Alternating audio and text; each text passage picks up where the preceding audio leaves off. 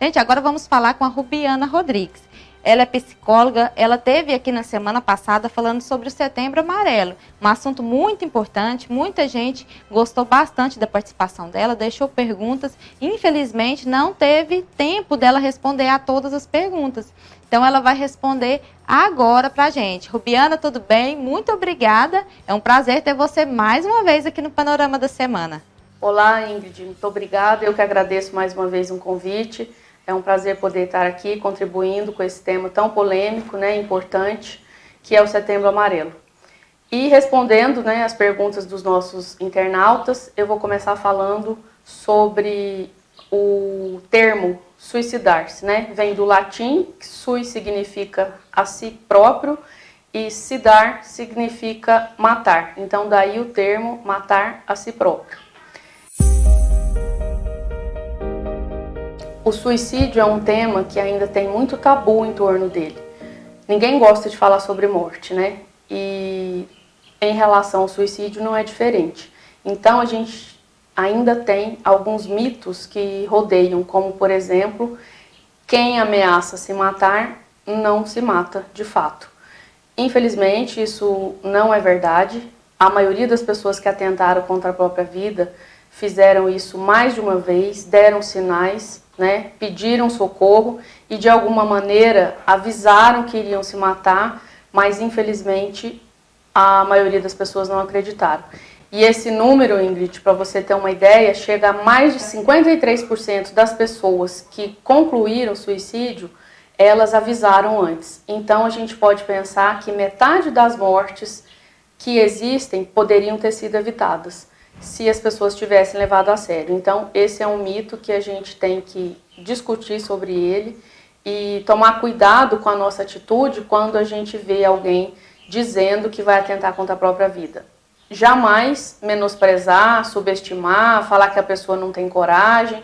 Isso é uma atitude que a gente não deve fazer. A gente deve tentar auxiliar e se porventura você não se sente em condição, encaminhar para um profissional, ou um psiquiatra, ou um psicólogo, orientar a pessoa a procurar, se for um estudante, procurar de repente um orientador ou os pais, fazer o nosso papel.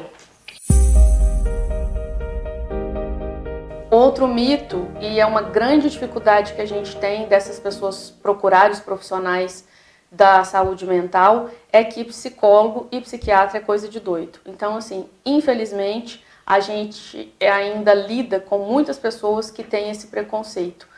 Tem até um termo para descrever que se chama psicofobia, que é o medo de procurar esses profissionais de saúde. Então, na realidade, a gente sabe que é uma ajuda como outra qualquer. Se você tem uma dor de dente, você procura o dentista. Se você quebra uma perna, você procura o ortopedista. Você não fica em casa esperando sarar sozinho, não é?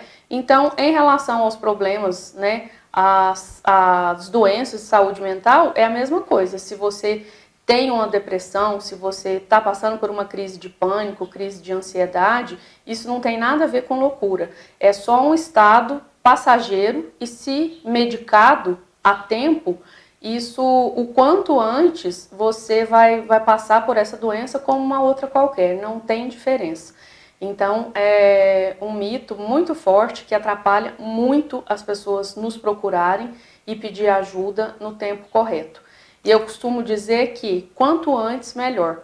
Porque se a gente tem um problema e a gente não resolve, ele vai aparecer de outras maneiras no nosso corpo, como através de enxaqueca, através de uma gastrite, alergias. Então, não deixe o problema virar uma bola de neve. O quanto antes você procurar ajuda, se precisar ser medicado, entrar com medicamento, melhor será o resultado do tratamento.